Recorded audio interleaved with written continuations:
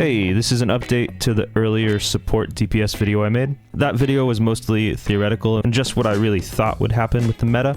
Now, update 50 has been out long enough for the meta to start to settle. Here's the real thing of what actual in-game groups are using. It is still very early in the patch, so the meta might continue to shift, and some of the really smart people that figure this stuff out might find new versions or new ways to do this within groups. So some of these setups have changed, some of them stayed exactly the same, but this is the current list that I'd be looking at for support DPS in your in-game trial group. First up, we have the Tongplar. It's a Templar running Morag Tong. Morag Tong is really strong this patch, with Necros and Nightblades being some of the top DPS. So what this does, the 5-piece, when you deal direct damage, you cause the enemy to take 10% more damage from poison and disease attacks for 5 seconds. So Nightblades and especially Necros have a ton of poison and disease damage, so that 10% is huge. It's kind of ironic that the Templar barely has any poison or disease attacks, except for really their glyphs, but still it's such a good buff for the team that it's worth running. And here I have a log from a really good group with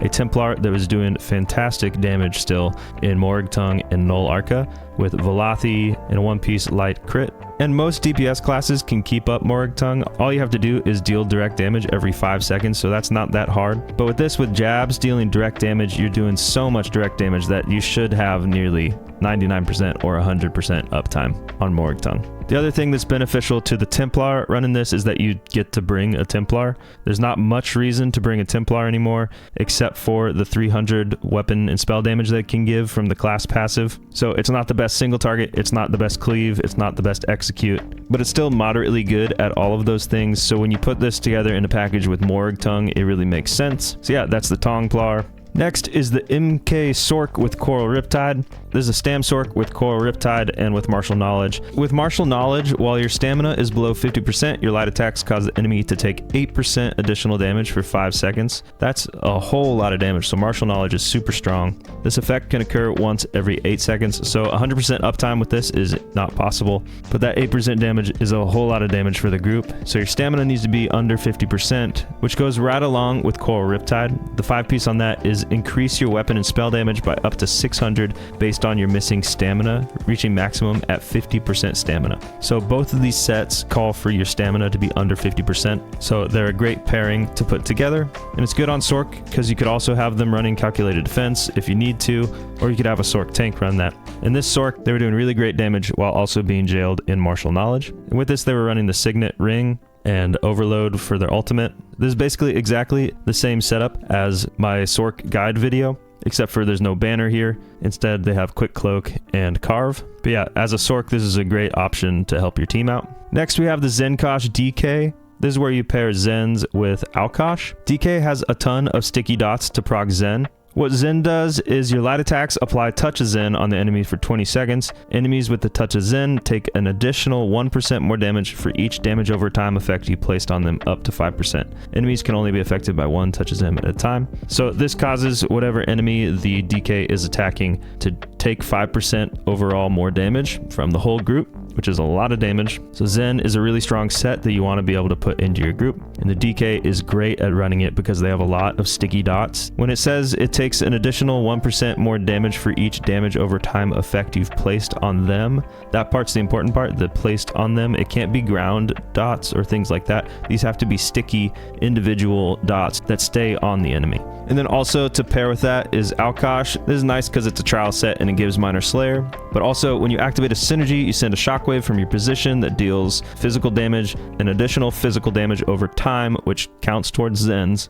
That reduces the physical and spell resistance of any enemy hit by the amount of your weapon damage for the duration up to a maximum of 6,000. Basically, you should always be at 6,000 weapon damage with this setup. You'll be able to up the pen of the group by 6,000, which is really, really strong, especially now with pure classing. In update 49 and subclassing with Herald of the Tome penetration stuff, penetration wasn't as much of a worry or concern. Now, all the groups are trying to figure out where they're getting their pen, because Nightblades and Sorcs especially have no pen. and so Alkosh is back into the meta, back being a staple for all groups. Then next up with a very similar setup with Zenkosh is the Zenden, or the Zenkosh Warden. Warden also has a lot of sticky dots and is doing fantastic damage this patch, so it's also a great option for running Zens and running Alkosh and bringing those same exact buffs and debuffs to the group. On top of this, if you don't have a Warden healer or a Warden tank keeping up Tundra's Maw, the major brittle debuff, you could have your Zenden run Tundra's Maw. They might just need to experiment with a ice staff, back bar, or things like that to keep it up as much as possible. And then the other great option for running Alkosh would be with Werewolf. This is from a Werewolf log as a Nightblade base, but you could also run this Werewolf as a Sorc and run Calculated Defense on the Sorc because the Roar skill is a channeled skill, so it'll proc Calculated Defense. So if you want to hit 2 birds with 1 stone, you could have your Werewolf run Alkosh because it can make its own synergy to proc Alkosh whenever it needs, and it can also keep up Calculated Defense, and it does really good single target damage. I've also seen Werewolves running Morag, Tong, and Martial Knowledge at the same time. I've tried out Martial Knowledge on a Werewolf, and it was a bit tricky to keep my stam low enough. I had to jump through a bunch of hoops basically to keep my stam low enough, and it was tricky. Not impossible, but tricky. So Werewolf has a bunch of options. Alkosh and basically be pure DPS, Morag, Tongue, and Martial Knowledge together, and as a Sorc, you could run Calculated Defense. And then next, we got the War Machine Necro. This is a cool option if you need a Necro DPS to run Colossus in your group. They're already being nerfed by running that ultimate, so then you could give them War Machine to be one of the 2 Slayers in the group.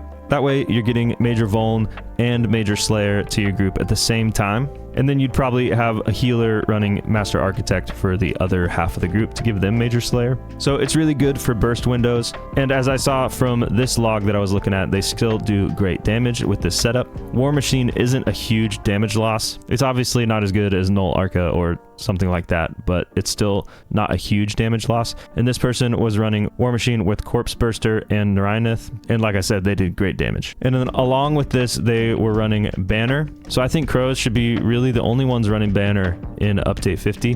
They're the only DPS class where it's really a increase in damage if they are running Banner, because with Necros class Flourish, you gain health, magicka, and stamina, which gets you really super tanky, and the resources give you some extra damage. But also while in combat, if no corpses are nearby, you create a corpse every 5 seconds, which is just incredible to keep that Corpse Burster going and be able to explode as many corpses as possible and do more damage. So while Sorc could easily run a Banner, and really most classes could easily run a Banner except for Nightblade, but I think it's optimal to have the Necros running it because it actually helps them. And then on that banner for most groups, it's going to be Shock Damage, Class Flourish, and Heroism or Courage. So yeah, that's the supports that I think you're going to get a ton of use in in-game content in ESO this patch.